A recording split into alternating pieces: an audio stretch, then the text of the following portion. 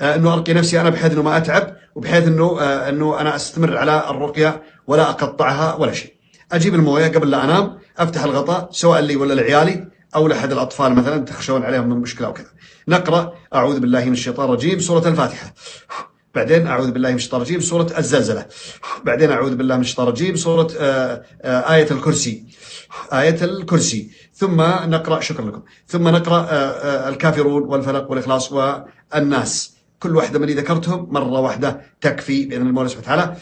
ثم ننفث بالماء، وإن أردتوا تزيدون عليها إحدى الآيتين، أما وجعلنا من أيديهم سدا ومن خلفهم سدا، أو تقرؤون وإذا قرأتم القرآن جعلنا بينكم وبين الذين لا يؤمنون بالآخرة حجابا مستورا. ثم تنفث بالماء، وبعدين تشرب حتى ترتوي وانت على فراشك خلاص بتنام. مو بلازم الترتيب ابدا، تقرا الناس بعدين الفلق بعدين الاخلاص بعدين ايه الكرسي بعدين الزلزله، انما الفاتحه تكون الاولى. ثم اقرا ما شئت مما ذكرت لك سواء مرتبه او غير مرتبه. ان زدت عليها زدت خير وبركه، ما زدت باذن الله انها تكفي. وتنفث بال وبكره اول ما تفتح عينك من تصحى من نومك تجيب المويه هذه اللي قرات فيها، اذا كان باقي في مويه تشرب، اذا كان ما فيه تقرا عليها، تقرا على مويه جديده نفس اللي ذكرناهم وتنام.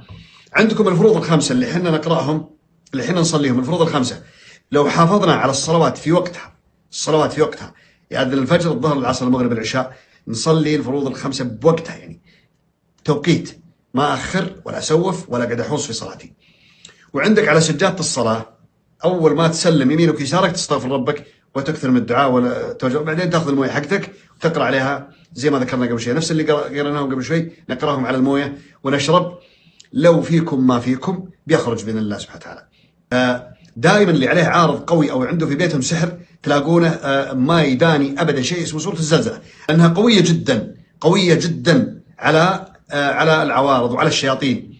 اذا زلزلت الارض زلزالها وأخرجت الأرض أثقالها وقال الإنسان ما لها يومئذ تحدث أخبارها بأن ربك أوحى لها يومئذ يصدر الناس أشتاتا ليروا أعمالهم فمن يعمل مثقال ذرة خيرا يره ومن يعمل مثقال ذرة شرا يره.